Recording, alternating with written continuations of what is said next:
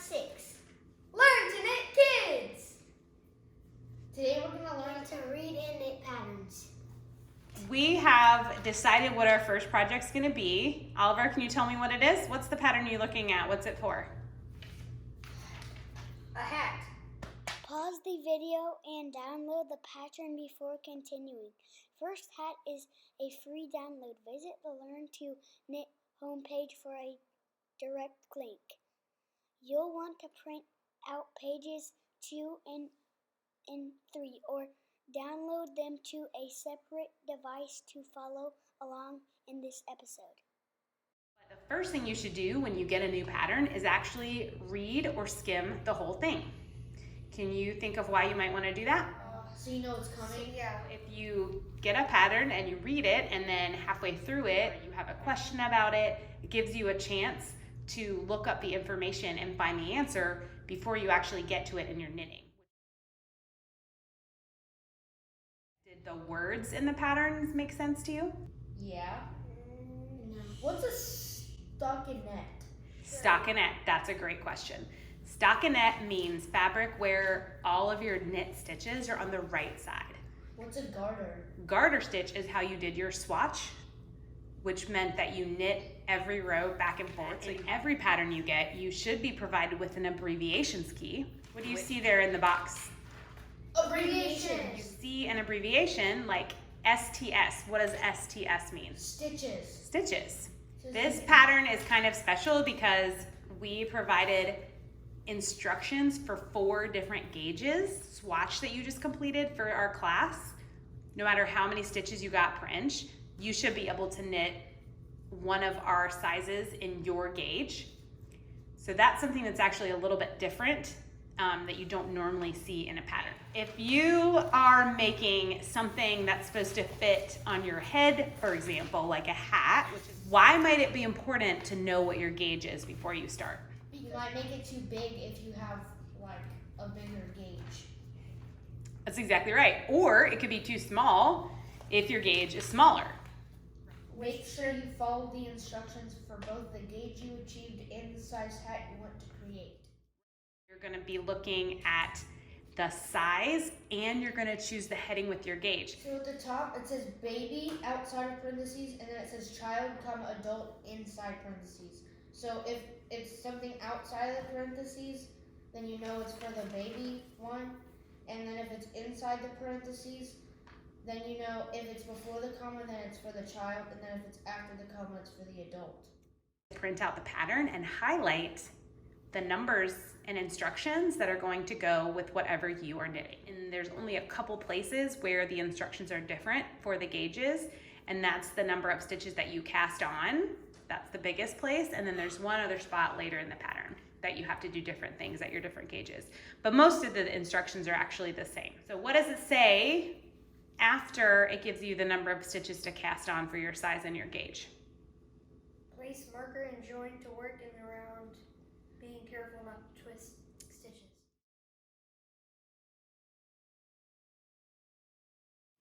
Knit in the round until your piece measures 2 inches or 5 centimeters from the cast on edge to needle when you unroll. There are instructions in your patterns to add what? What do you see in there? Stripes. That's right.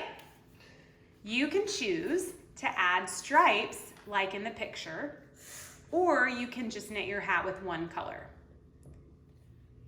Knit in the round until hat measures 7 for baby, 9 for child, 10.5 for adult. Right, so once again, you're being asked to unroll your piece of fabric and measure it. And at this point, once you've been able to measure it and you have a piece that is as long as the pattern states for your size, you get to begin the crown shaping. Does anyone know what the crown is? Is that Yeah, like it's where the whole yarn meets? Where it comes together. Where it comes together. You might see an abbreviation in this section that is new to you. Round 1, K for K2 TOG. Repeat from around. First, K, if you look in the abbreviations, K is an abbreviation for knit, so that means knit 4 stitches. And K2 TOG, or TOG, means to knit 2 stitches together. This is a super easy way to decrease. It makes 2 stitches go down to only being 1 stitch and makes it get smaller. The other thing about that instruction that's important is the repeat part, where it says, Repeat from asterisk around. so the asterisk is before the phrase K4, K2 together, which means that you're going to repeat that same sequence all the way until you get to your marker, which signifies the end of round. And then if you decrease K4 and K2 together and your 2 stitches become 1, what happens next time? How many stitches are in your repeat that time? 5. Yes, 5, because you've got your 2 stitches became 1 and you still have your 4 at the beginning of it. So the total is 5, which is why round 2 says, K3, K2 together. after you finish the crown shaping section, what comes next? Finishing with stitches still on your needles. Break You're yarn. gonna cut your yarn at this point. You've finished all the instructions in the pattern and you're done knitting it. The pattern tells you how many stitches are left after your final crown shaping round. In a hat or other things that close up at the top, there's one extra little thing that you have to do before you weave in your ends. It says weave it through all the live stitches on your needles. And this pattern tells you what direction to do that. What that means is you're actually gonna use your tapestry needle and you're gonna put the cut end into your tapestry needle and you're gonna go through the stitches on your circular needle that are left. It's like frog. You remember when you frogged? What happened when you took your stitches off your needles? You just pulled the top of it and it came out, right? Yeah. So if you don't tie off your tails and you don't weave them in, your entire project could unravel.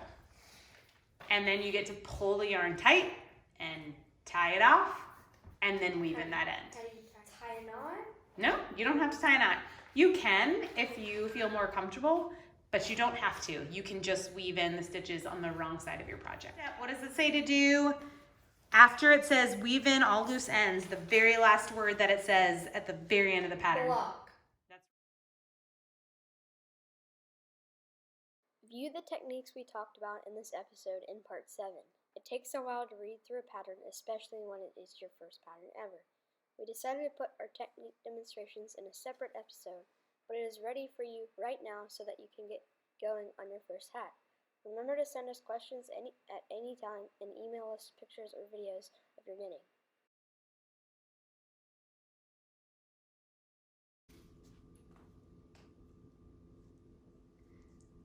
So, welcome.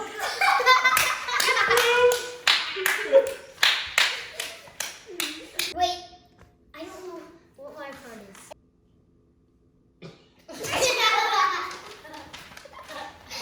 I have to know.